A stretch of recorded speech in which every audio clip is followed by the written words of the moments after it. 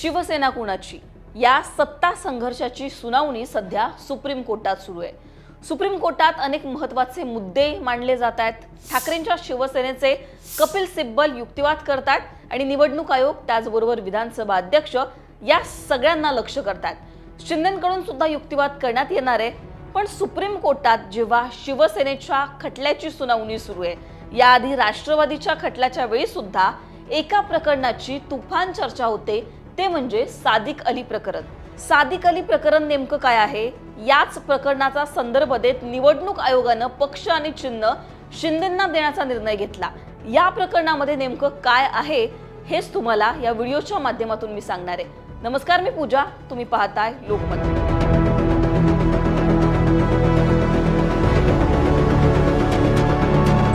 तर सादिक अली प्रकरण हे प्रकरण आहे 1969 मधील काँग्रेस पक्षात पडलेल्या फुटी संदर्भात। त्यावेळेला काँग्रेस पक्षात इंदिरा गांधी यांचा एक गट होता, ज्याचं नाव होतं काँग्रेस जे, आणि काँग्रेसमधीलच ज्येष्ठ नेत्यांचा एक वेगळा गट, ज्याचं नेतृत्व सादिक अली करत होते। म्हणजेच सादिक अली विरुद्ध इंदिरा गांधी असे दोन गट तेव्हा पडलेले होते आणि याच दोघांमधल्या खटल्याची ही सुनावणी सुप्रीम कोर्टापर्यंत गेली। त्यावेळेला काँग्रेसचं चिन्ह बैलजोडी होतं आणि बैलजोडी हे चिन्ह कोणाचं, खरी काँग्रेस कोणाची, हाच सगळा संघर्ष सुप्रीम कोर्टात दिलेला होता। आणि त्यावेळेला सुप्रीम कोर्टानं नेमका काय निर्णय घेतलेला होता हे मी तुम्हाला सांगते। पण त्याआधी काँग्रेस पक्षात फुटीचं नेमकं कारण काय होतं, नेमकं काय घडलं त्यावेळेला, हे आपण जाणून घेऊ। आता त्यावेळेला इंदिरा गांधी या काँग्रेस पक्षाचं नेतृत्व करत होत्या। त्यांनी नुकतंच काँग्रेस पक्षाचं नेतृत्व हाती घेतलं होतं। पण काँग्रेस नेत्यांच्या एका गटाला इंदिरा गांधींच्या निर्णयांवर आक्षेप होते। इंदिरा गांधींना नेतृत्वासाठी आम्ही पुढे आणलं, पण आम्हालाच विश्वासात घेऊन निर्णय घेतले जात नाहीयेत, असा या काँग्रेस नेत्यांचा आरोप होता। इंदिरा गांधी यांच्याकडून नेत्यांशी सल्लामसलत न करता निर्णय घेतले जातात, असा आरोप या काँग्रेसच्या एका गटानं केला आणि त्यावेळेला ते नाराज झालेले होते।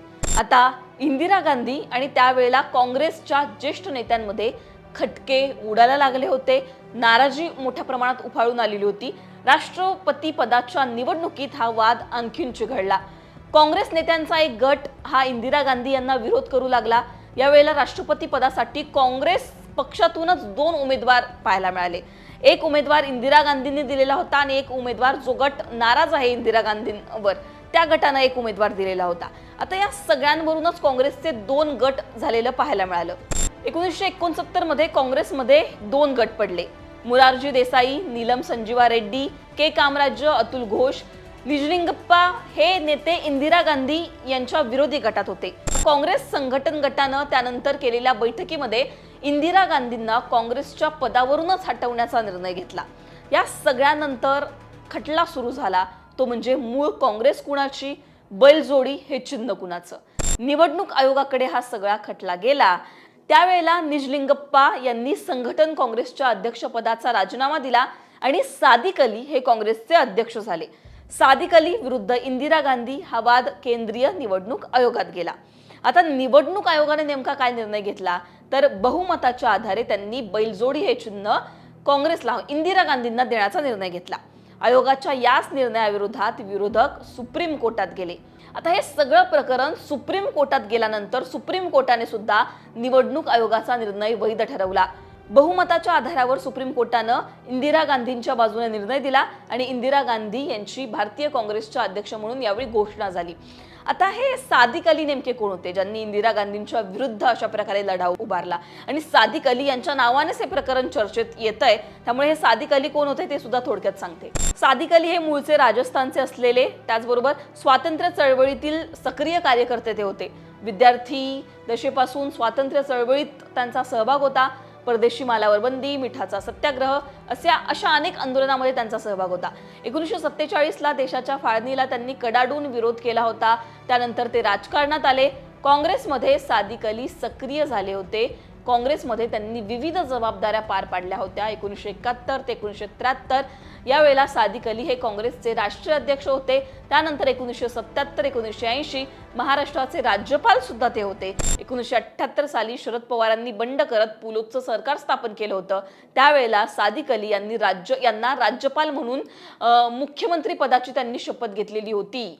तर हे होते सादिक अली। आता याच सादिक अली यांच्या नावानं हा जो सादिक अली प्रकरण आहे, हा जो सुप्रीम कोर्टातला खटला आहे, हा ओळखला जातो आणि ज्या वेळेला पक्षात फूट पडते त्यावेळेला हा खटला चर्चेत येतो.